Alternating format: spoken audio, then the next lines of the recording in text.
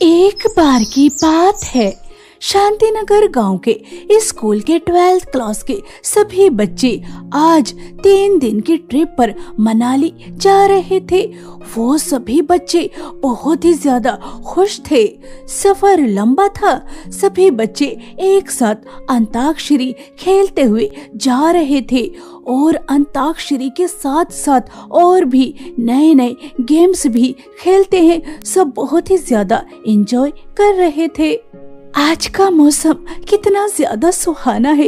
ये ठंडी ठंडी हवाएं, इन पक्षियों का चहचहाना, सब कितना ज्यादा अच्छा लग रहा है।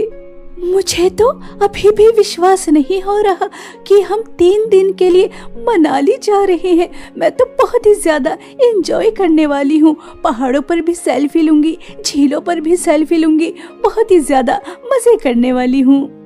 बस फुल स्पीड पर सड़क पर दौड़ रही थी। सभी बच्चे जल्द से जल्द अपनी मंजिल पर पहुंचना चाहते थे। कुछ समय बाद अचानक बस एक जगह रुक जाती है, क्योंकि ड्राइवर को सामने एक बिल्ली नजर आती है, जिस वजह से वो बस को रोक लेते हैं। जब टीचर बस को रुकने का कारण पूछती हैं, तो ड्राइवर बताता है कि सामने एक जख्मी बिल्ली है। जख्मी बिल्ली? रुको, मैं अभी आती हूँ। उर्मिला मैम तुरंत बस से उतर जाती हैं और देखती हैं कि एक काली बिल्ली बहुत ही ज्यादा जख्मी है। उसे देखकर उर्मिला मैम को बहुत दुख होता है और वो उसे अपने साथ बस में लेकर आ जाती हैं और उसके जख्मों पर मरहम पट्टी भी करती हैं। प्यारी बिल्ली, तुम बिल्कुल भी चिंता मत करो, जल्द ही ठीक हो जाओगी। बस कुछ ही दूर चलती है कि अचानक मौसम बदल जाता है। आसमान में काली काली घटाएं छाने लगती हैं, तेज तेज बिजली कड़कड़ाने लगती हैं और तेज हवाएं चलने लगती हैं। ऐसा लग रहा था जैसे बहुत तेज तूफान आने वाला हो।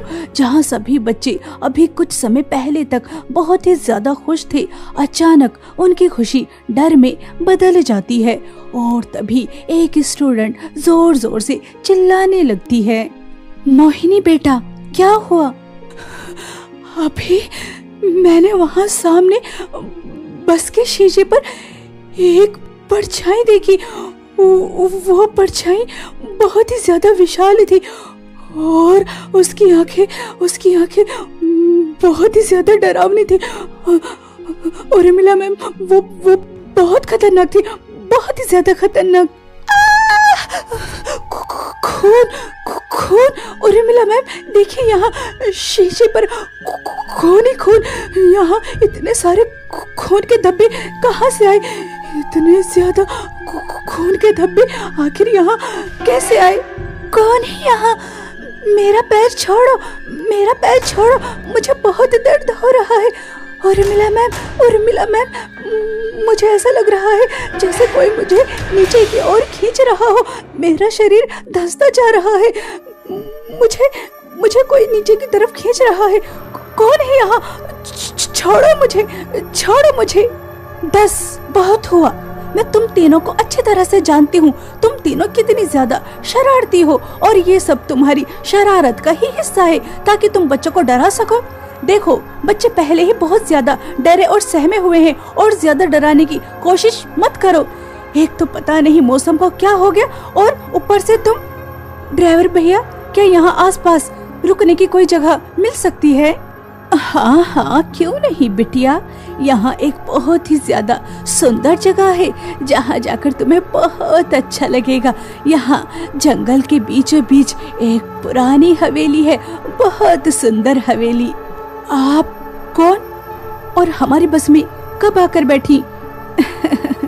अरे बिटिया, कैसी बातें कर रही हो। अभी कुछ समय पहले तुम्हारी बस से मेरा एक्सीडेंट होने से बचा और तुमने ही तो मुझे अपनी बस में बिठाया और कहा कि तुम मुझे मेरी मंजिल पर पहुंचा दोगी। मुझे तो ऐसा कुछ भी याद नहीं और मेरी याददाश्त इतनी भी कमजोर नहीं कि मैं इतनी जल्दी भूल जाऊं। उर्मिला मैम, आपने ही तो इन्हें बस में बिठाया था। इनके पैर में चोट भी लगी थी और आपने इनके पैरों पर मरहम भी लगाया था। आप तो इतनी जल्दी भूल गई। सभी बच्चे भी उर्मिला मैम से यही कहते हैं कि उन्होंने उस बूढ़ी औरत को बस में बिठाया था, लेकिन उर्मिला मैम को कुछ भी याद नहीं आ रहा था। वो बूढ़ी औरत थोड़ी अजीब लग रही थी। वो सभी बच्चों को घूर घूर कर देख रही थी और कुछ समय बाद बस में बैठे सभी बच्चों को डरावनी भूतिया आवाजें सुनाई देने लगती हैं, जिन्हें सुनकर सभी बच्चे जोर जोर से चिल्लाने लगते हैं। उर्मिला मैम, यहाँ कुछ तो गड़बड़ है, प्लीज जल्दी से कुछ कीजिए, हमें यहाँ से निकालिए। यहाँ बहुत ही ज्यादा डरावनी डरावनी भूतिया आवाजें आ रही हैं, प्लीज मैम कुछ कीजिए। अम्मा जी जो जगह बता रही हैं हम वहाँ चलते हैं। वैसे भी मुझे लगता है कि मौसम ठीक होने वाला नहीं, हमें यहाँ से चलना चाहिए। ठीक है, बताइए वो पुरानी हवेली कहाँ है? बच्चे यहाँ बहुत ही ज्यादा डर रहे हैं और डर की वजह से पता नहीं कैसी कैसी बातें कर रहे हैं। अगर कुछ हो गया तो लेने के देने पड़ जाएंगे। वो बूढ़ी औरत उर्मिला मैम को बता देती है कि वो पुरानी हवेली कहाँ मिलेगी और उसके बाद उर्मिला मैम सभी बच्चों को बस से उतारती हैं और उन्हें अपने साथ ले जाने लगती हैं। मौसम अभी भी बहुत ही ज्यादा खराब था। आसमान में तेज तेज बिजली कड़कड़ा रही थी, तेज हवाएं चल रही थी। रात के अंधेरे में जंगल बहुत ही ज्यादा डरावने और भयानक लग रहे थे। बच्चों तेज तेज चलो, इतना आहिस्ता आहिस्ता क्यों चले रहे हो? हाँ, बच्चे कहाँ गए? अभी तो सब यहीं थे। मोहिनी, कनिका, सुनीता, कहाँ हो तुम? ये सब बच्चे कहाँ चले गए? इन्होंने तो मुझे परेशान ही कर दिया। अब मैं सबको कहाँ ढूंढूं? उर्मिला मैम बहुत ही ज्यादा डर जाती हैं क्योंकि कोई भी स्टूडेंट्स वहाँ नजर नहीं आ रहा था और ऊपर से आज की रात बहुत ही ज्यादा डरावनी लग रही थी। उर्मिला मैम सभी बच्चों को यहाँ वहाँ ढूंढ रही थी, लेकिन उन्हें बच्चे कहीं भी नहीं मिल रहे थे। ये सब हो क्या रहा है? मुझे तो कुछ भी समझ में नहीं आ रहा। अचानक बच्चे कहाँ जा सकते हैं? वो बूढ़ी औरत कहीं बच्चों को अपने साथ तो नहीं ले गई? कहीं वो किडनैपर तो नहीं थे? मगर वो बच्चे इतने भी छोटे नहीं कि किसी की बातों में आ जाए। बच्चे कहाँ हैं? यहाँ तो नेटवर्क भी नहीं आ रहे। अब मैं क्या करूँ? उर्मिला मैम बहुत ही ज्यादा परेशान थी और वो सब जगह बच्चों को ढूंढती हैं। कुछ समय बाद उन्हें बच्चों के हंसने की आवाज आती है। उर्मिला मैम उस आवाज का पीछा करती हैं। जंगल के पास एक छोटा सा ढाबा था जहाँ सभी बच्चे बैठे हुए हंसी मजाक कर रहे थे। बच्चों को सही सलामत देखकर उर्मिला मैम की सांस में सांस आती है और वो तुरंत वहाँ जाती हैं। आखिर तुम खुद को समझते क्या हो? तुम यहाँ मेरी जिम्मेदारी हो। मेरी बिना परमिशन के यहाँ कैसे आ सकते हो? मैंने तुम्हें कहाँ कहाँ नहीं ढूंढा और तुम यहाँ आराम से ढाबे पर बैठे हो। और तुम्हें इस ढाबे के बारे में पता कैसे चला? आप कौन हैं? हम आपको नहीं जानते और आप हमारे ऊपर ऐसे क्यों चिल्ला रही हैं? ये तुम्हारी आँखों को क्या हुआ है? तुम्हारी आँखें लाल बल्ब की तरह क्यों चमक रही हैं? और तुम सब मुझे पहचानने से इनकार क्यों कर रहे हो? मैं तुम्हारी टीचर हूँ उर्मिला और हम सब ट्रिप पर जा रहे थे। तुम इतनी जल्दी ये सब कैसे भूल सकते हो? उन सभी बच्चों की आंखें लाल डरावनी लग रही थी और वो उर्मिला मैम को पहचानने से भी इनकार कर देते हैं और वो उनके साथ कहीं नहीं जाते। उर्मिला मैम अब तो और भी ज्यादा डर जाती हैं और तभी उनके सामने जो खाना आता है उसे देखकर उर्मिला मैम के पैरों तले जमीन खिसक जाती है। तुम सब ये खाने वाले हो? ये खाना तो खराब है, इसके ऊपर तो कीड़े रेंग रहे हैं और ये मांस है। और तुम कब से मांस खाने लगे? तुम तो शाकाहारी हो। और ये लाल लाल गाढ़ा गाढ़ा खून जैसा, ये तुम सब क्या खा पी रहे हो? तुम सबको ये नहीं खाना चाहिए। इसे स्वादिष्ट भोजन कहते हैं और ये कीड़े नहीं, यह तो इस मांस का मसाला है। मसाला ये बहुत ही ज्यादा स्वादिष्ट लगता है। मुझे तो खाना है, अगर तुम्हें खाना है तो थोड़ा तुम भी ले सकती हो। वो सभी स्टूडेंट्स सड़े हुए खाने के लिए जबरदस्ती करने लगते हैं। तभी उर्मिला मैम वो सभी खाना फेंक देती हैं। तभी मोहिनी को गुस्सा आ जाता है और वो उर्मिला मैम को एक हाथ से हवा में उठा लेती है। तुमने हमारा स्वादिष्ट भोजन फेंका। तुम्हारी इतनी हिम्मत कि तुम हमारा स्वादिष्ट भोजन फेंकोगी। आखिर तुम होती कौन हो हमें रोकने वाली?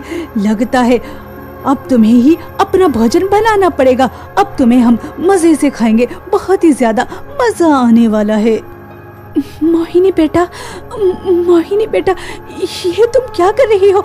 मैं तुम्हारी टीचर हूँ और ये तुम्हारे अंदर इतनी ताकत कि तुमने मुझे एक हाथ से उठा लिया। आखिर ये सब हो क्या रहा है? मोहिनी बेटा, मुझे नीचे उतारो। बच्चों, इसे छोड़ो और घर चलो। और तभी मोहिनी उर्मिला मैम को दूर फेंक देती है और वो बूढ़ी औरत सभी बच्चों को उस ढाबे से अपने साथ ले जाने लगती हैं। उर्मिला मैम जोर जोर से चिल्ला रही थी, बच्चों को रोकने की कोशिश कर रही थी, लेकिन कोई भी बच्चा नहीं रुकता। और देखते ही देखते उनकी आंखों के सामने सभी बच्चे अदृश्य हो जाते हैं। मुझे तो अभी भी विश्वास नहीं हो रहा। वो बूढ़ी औरत कौन थी और वो सभी बच्चों को अपने साथ लेकर क्यों गई? आखिर बच्चों को हुआ क्या है? मैं क्या करूं? बच्चों को कहाँ ढूंढूं? अरे, तुम आधी रात को यहाँ बीच सड़क पर ऐसे फूट कर क्यों रो रही हो? क्या हुआ? मैं आपको क्या ही बताऊं कि मैं कितनी बड़ी मुसीबत में फंसी हूँ। उर्मिला मैम उस अनजान औरत को एक एक कर सब कुछ बताती हैं, जिसे सुनकर वो औरत कहती है, ये सब तो छलावे की चाल है। मुझे लगता है तुम्हारे स्कूल के सभी बच्चे छलावे के चंगुल में फंस चुके हैं। वो छलावा ऐसे ही आते जाते लोगों को अपने जाल में फंसाता है और वो बच्चों को तो कभी नहीं छोड़ता। और तुम बता रही हो इतने सारे बच्चे? वो इतने बच्चों को कभी नहीं छोड़ेगा। वो सभी बच्चे छलावे की कैद में हैं। मैं आपकी बात समझे नहीं। आप किस छलावे की बात कर रही हैं? और मैं भी तो बच्चों के साथ ही थी, तो फिर मैं छलावे की कैद में क्यों नहीं? मैं छलावे के जाल में क्यों नहीं फंसी?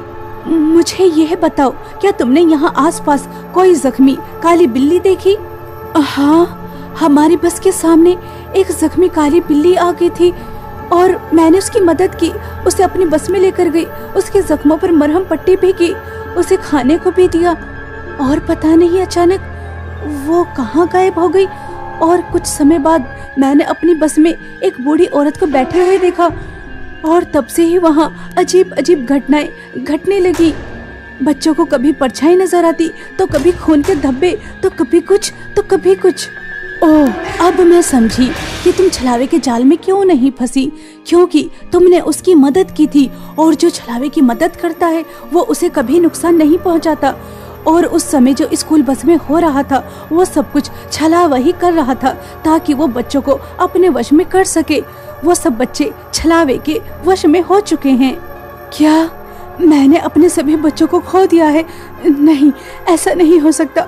वो सब बच्चे मेरी जिम्मेदारी थी। अगर उन्हें कुछ हो गया तो मैं उनके पेरेंट्स को क्या जवाब दूंगी? क्या छलावे से उन बच्चों को बचाया जा सकता है? क्या कोई तरीका है? छलावे का कोई भी अता पता नहीं होता, क्योंकि वो छलावा है, कभी भी किसी का भी रूप ले लेता है और कहीं भी पहुंच जाता है।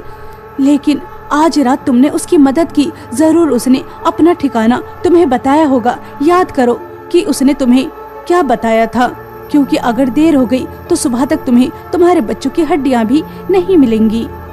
और तभी उर्मिला मैम को याद आता है कि उस बूढ़ी औरत ने जंगल के बीचों बीच एक पुरानी हवेली के बारे में बताया था और वो उस औरत को भी उस पुरानी हवेली के बारे में बताती हैं।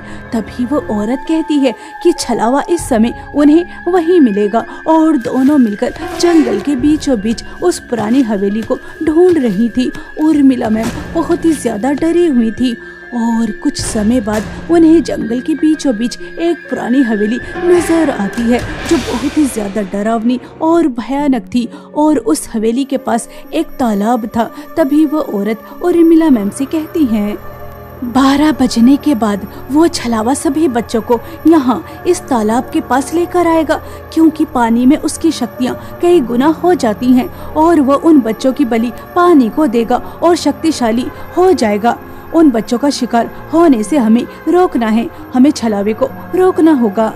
मगर हम छलावे को कैसे रोक पाएंगे?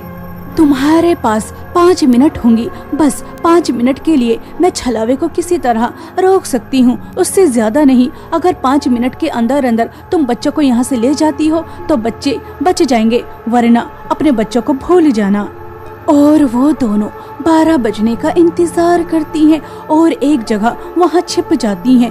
और जैसे ही घड़ी में 12 बजते हैं तो वो छलावा सभी बच्चों को अपने साथ तालाब के पास ले आता है और वहाँ जाकर कुछ तंत्र मंत्र करने लगता है और जोर जोर से हंसता है। बेचारे मासूम बच्चों को पता ही नहीं था कि उनके साथ हो क्या रहा है। वो बस चुपचाप एक जगह खड़े हुए थे। तभी वो औरत पत्थरों से आग जलाती है और छलावे के सामने ले जाती है। छलावा आग को देखकर जोर जोर से चिल्लाने लगता है और तभी उर्मिला मैम सभी बच्चों को वहाँ से ले जाती हैं। उर्मिला मैम, आपको क्या हुआ है? आप इतनी ज्यादा जख्मी, और हम यहाँ क्या कर रहे हैं?